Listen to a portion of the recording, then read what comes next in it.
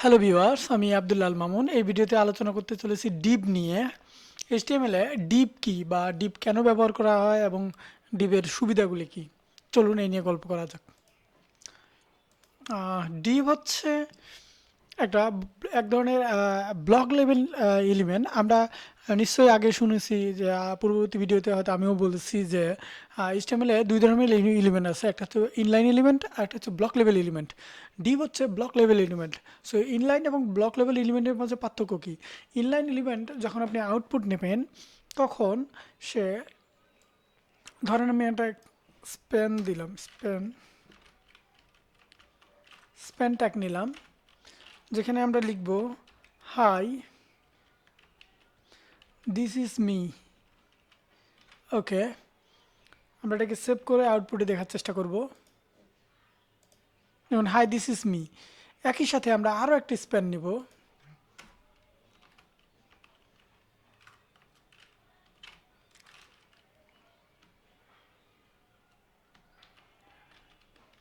Mamun.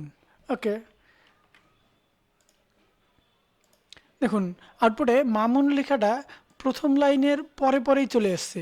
So এই যে এক লাইনের পরে পরেই চলে এলো, আমরা তো মামুনটাকে নিচে লিখেছি, নিচে আরেকটা ডিপ নিয়ে লিখেছি, কিন্তু লেখাটা নিচে আসে নাই। সো এটা হচ্ছে আপনার ইনলাইন এলিমেন্ট, একই লাইনে বারবার প্রিন্ট করবে যতক্ষণ না ওকে আলাদা লাইন দেওয়া হয়। কিন্তু ডিভের ক্ষেত্রে এটা হচ্ছে ব্লক লেভেল এলিমেন্ট, ও এক মাথা থেকে আরেক মাথা পুরোটাকে দখল করে নেবে।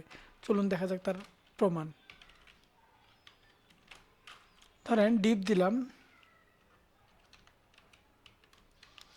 this is deep,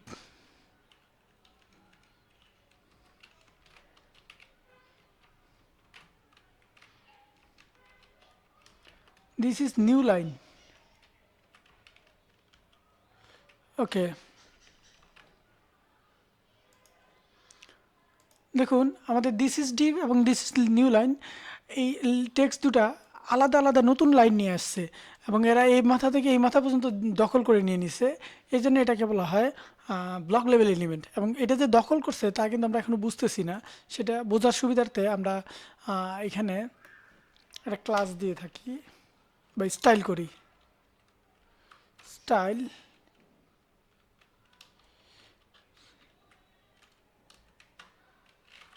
background colour দিলাম ব্লু,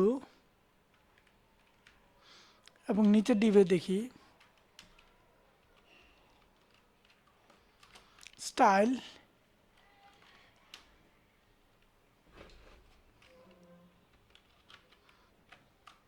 ব্যাকগ্রাউন্ড কালার দিব ব্রাউন, এবং উপরের স্প্যানটাকেও আমরা একটা স্টাইল দিয়ে দেই, স্টাইল ব্যাকগ্রাউন্ড কালার দিচ্ছি অ্যাকোয়া,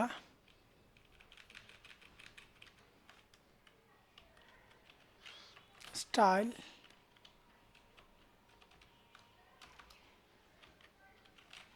ব্যাকগ্রাউন্ড কালার দিব ইয়েলো। দেখুন এখানে প্রথম এটা আমাদের ডিপ ছিল দুটা, দিস ইজ ডিপ এবং দিস ইজ নিউ লাইন, এই দুটি ছিল আমাদের ডিপ। এবং এখানে ছিল স্প্যান ট্যাগ। স্প্যান ট্যাগটা দেখুন পাশাপাশি এসছে, একটা ট্যাগের পরে আর একটা ট্যাগ সে প্রিন্ট করছে এবং তার কালারটাও পাশাপাশি নিয়ে নিছে। কিন্তু ডিপ নিচে পুরো ব্লক করে ফেলছে পুরো লাইনটাকে, এই মাথায় থেকে শুরু করে এই মাথায় পুরোটাই সে ব্যাকগ্রাউন্ড নিয়ে নিছে, এবং এটাও একইভাবে কাজ করছে। এ হচ্ছে ডিভের মূল বৈশিষ্ট্য। এবং এইচটিএমএলে বা ওই ওয়েবসাইটে আমরা সবচেয়ে বেশি যেই ট্যাগগুলি ব্যবহার করে থাকি তার একটি হচ্ছে ডিপ ট্যাগ। সো এই ছিল আমাদের ডিপ বিষয়ে। আশা করি আপনারা বুঝতে পারছেন। ভিডিওটি দেখার জন্য ধন্যবাদ।